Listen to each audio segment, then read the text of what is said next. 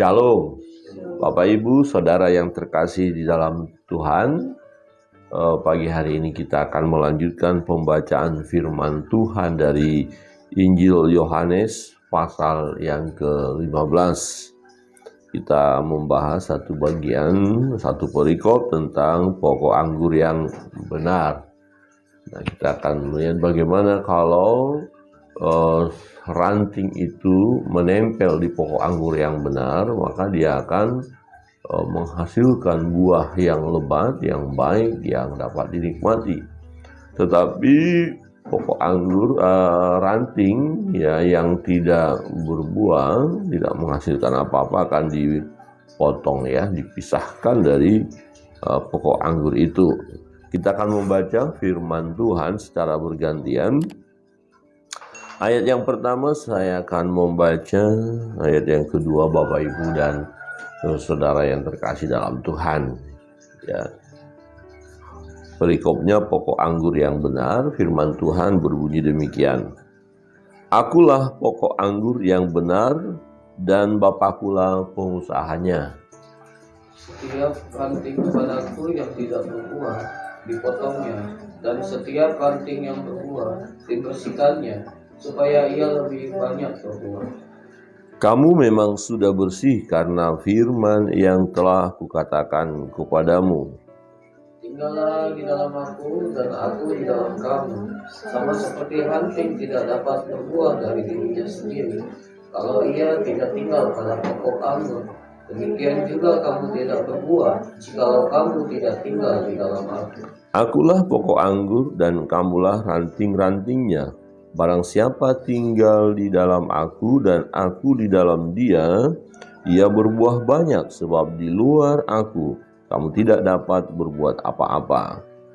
Barang siapa tidak tinggal di dalam aku, ia dibuang keluar seperti ranting dan menjadi kering. Ia dikumpulkan orang dan dicampakkan ke dalam api lalu dibakar. Jikalau kamu tinggal di dalam aku dan firmanku tinggal di dalam kamu, mintalah apa saja yang kamu kehendaki dan kamu akan menerimanya. Dalam hal inilah Bapakku diperlihatkan, yaitu jika kamu berbuah banyak, dan dengan demikian kamu adalah murid-muridku. Amin. Demikian jauh pembacaan firman Tuhan. Bapak Ibu Saudara yang terkasih dalam Tuhan, kita melihat betapa bahagianya seseorang jika ia tinggal di dalam Yesus, atau Yesus tinggal di dalam dia dan firman Allah tinggal di dalam dia. Jadi seseorang yang hidup di dalam Tuhan, dia merenungkan firman itu siang dan malam. Dia hidup sesuai dengan kebenaran firman. Dia mengalami hubungan yang baik, bergaul karib dengan Allah, maka dia akan diberkati oleh Tuhan. Dia akan diberkati, akan berhasil. Nah, analogi atau contoh yang Yesus buat sebagai menolong kita untuk mengerti bagaimana seseorang yang tinggal di dalam Tuhan dan firman Tuhan tinggal di dalam diri orang itu, nah seperti ranting yang menempel pada pokok anggur. Nah, siapakah pokok anggur itu? Pokok anggur itu adalah Yesus itu sendiri. Jadi, setiap orang yang menempel dengan Yesus, hidup bersama Yesus, tinggal di dalam Yesus, firman Tuhan tinggal di dalam diri orang itu, maka orang itu akan diberkati oleh Tuhan. Jelas sekali dikatakan, setiap ranting padaku yang tidak berbuah dipotongnya. Ini yang tidak berbuah, yang tidak menghasilkan apa-apa dipotong, dan setiap ranting yang berbuah dibersihkannya supaya ia lebih banyak berbuah.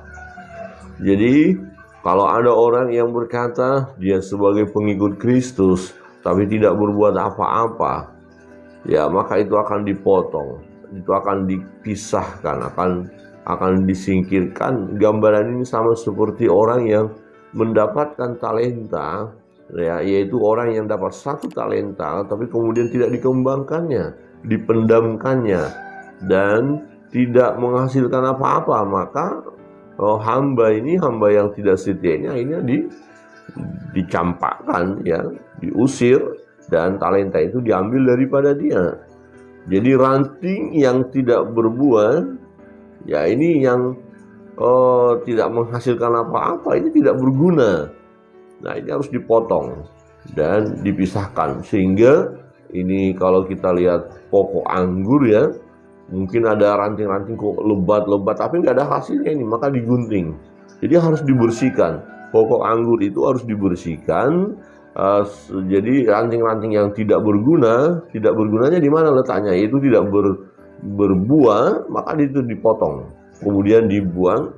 Nanti setelah dia dibuang kan akan jadi kering. Karena kenapa dia kering? Dibuang udah mati, itu bisa dari pokok itu, dan matahari, hujan menerpa dia, kemudian dia akan, karena nggak ada kehidupan lagi, nah, kemudian dia akan kering, kemudian dibakar. Ya, jadi orang-orang yang menyebut dirinya sebagai pengikut Kristus tapi tidak berguna, tidak menghasilkan apa-apa, itu akan dipotong. Dengan kata lain, sebenarnya orang ini belum memiliki Kristus di dalam hidupnya. Sebab jika seseorang sudah memiliki Kristus dalam hidupnya dan firman ada di dalam hidupnya, dia pasti menghasilkan buah, dia pasti berguna, hidupnya bermanfaat, hidupnya akan menjadi berkat. Jadi yang tidak berguna ini harus disingkirkan, yang tidak bisa buat apa-apa ini harus disingkirkan, ya, karena dia tidak mau melakukannya, bukan karena tidak punya kemampuan untuk melakukannya. Yang satu talenta itu punya kemampuan untuk melakukannya sesuai dengan kesanggupan masing-masing, itu firman Tuhan katakan. Tetapi dia tidak mengembangkannya, maka dia tidak layak, dia hamba yang jahat. Saudara yang terkasih dalam Tuhan, tetapi pohon ranting yang berbuah dibersihkannya supaya lebih banyak lagi buahnya.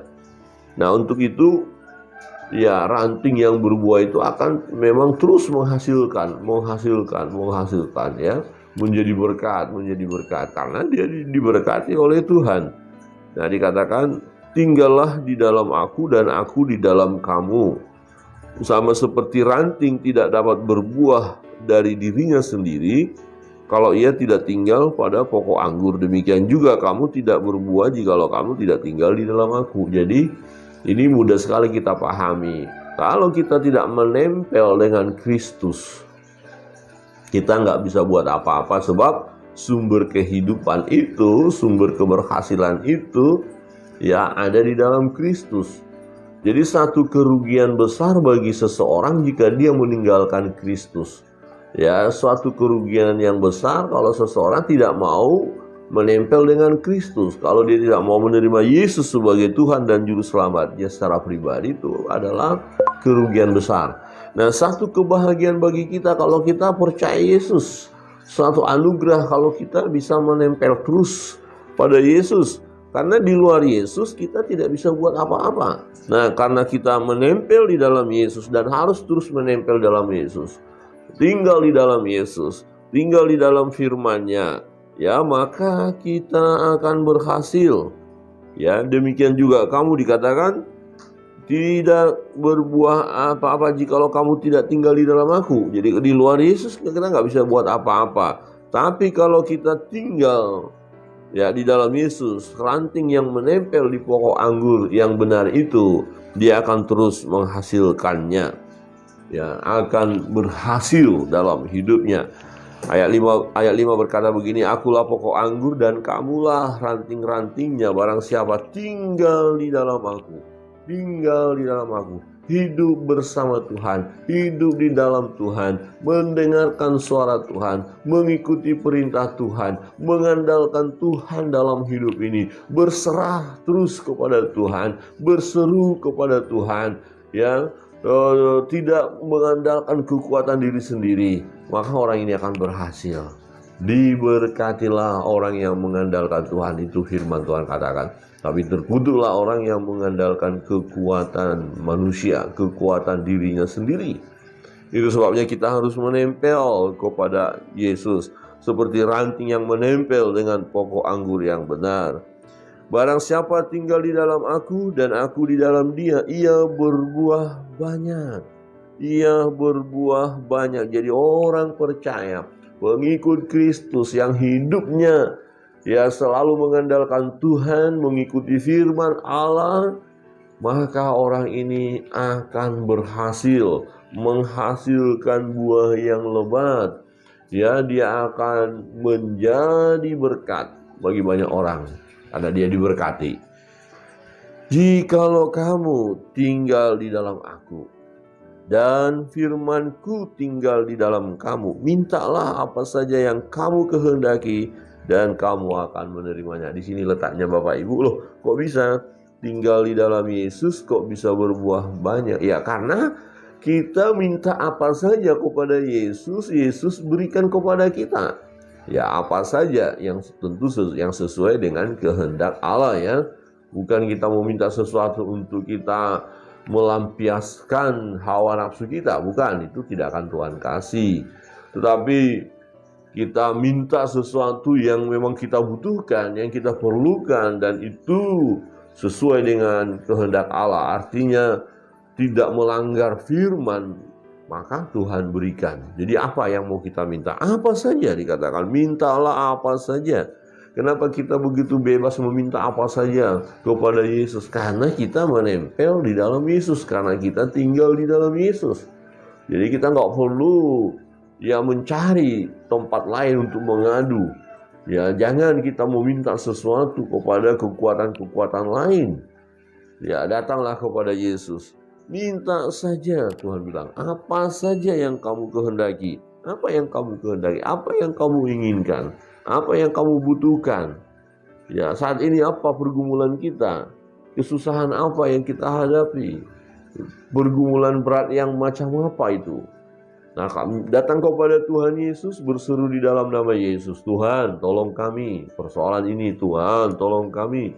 Kebutuhan ini, Tuhan, tolong kami. Untuk kesembuhan kami, Tuhan, tolong kami. Tuhan Yesus, tolong kami. Nah, Tuhan Yesus akan menjawab kita, memberi yang terbaik bagi kita. Karena ini janji Tuhan. Mintalah apa saja yang kamu kehendaki dan kamu akan menerimanya.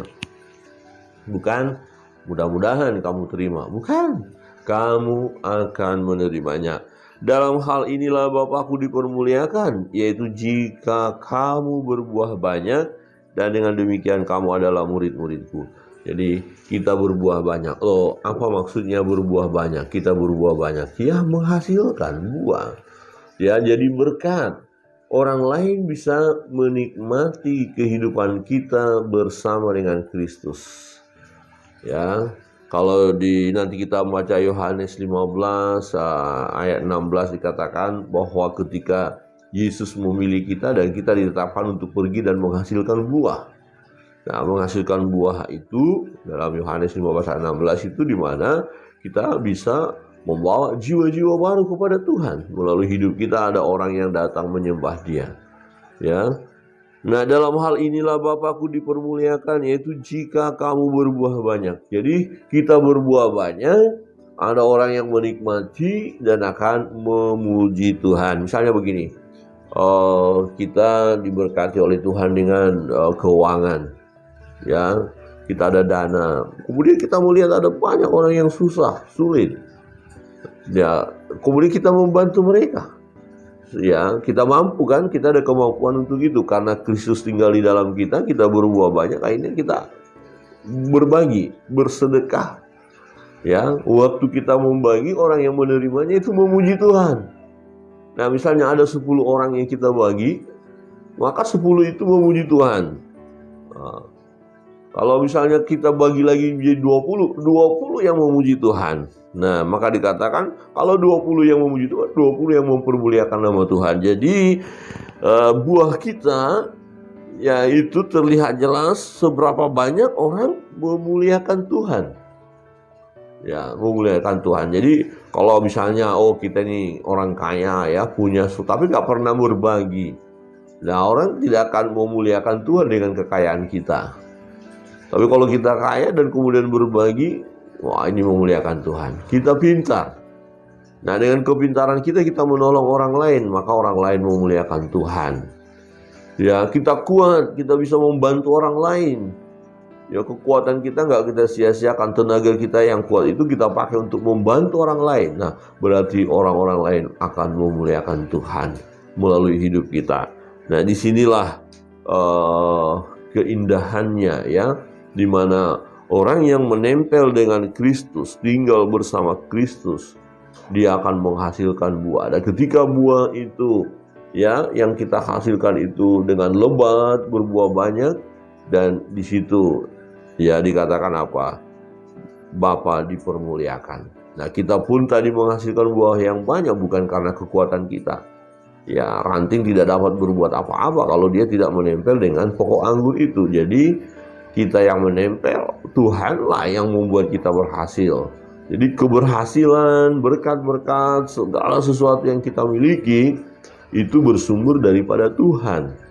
Ya, untuk itu kita bisa terus berserah kepada Tuhan, meminta kepada Tuhan. Nah, Tuhan memberikan.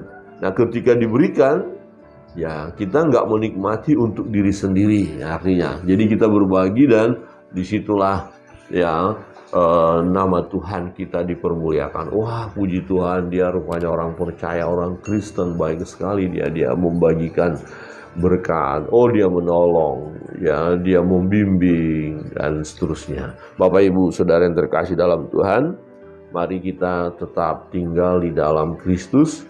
Firman-Nya tinggal di dalam kita, ya Yesus Kristus Tuhan tinggal di dalam kita, maka kita akan berbuah yang banyak, dan buah itu dapat dinikmati oleh orang banyak dan memuliakan nama Tuhan. Tuhan dipermuliakan, Bapa dipermuliakan.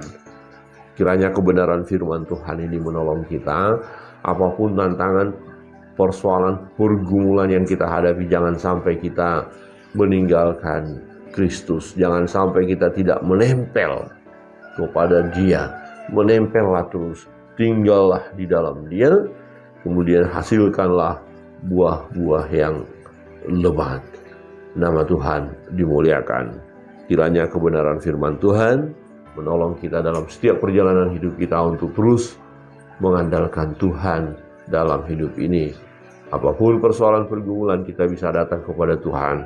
Firman Tuhan berkata tadi bahwa mintalah apa saja, maka kita akan menerimanya. Mari kita minta dengan iman.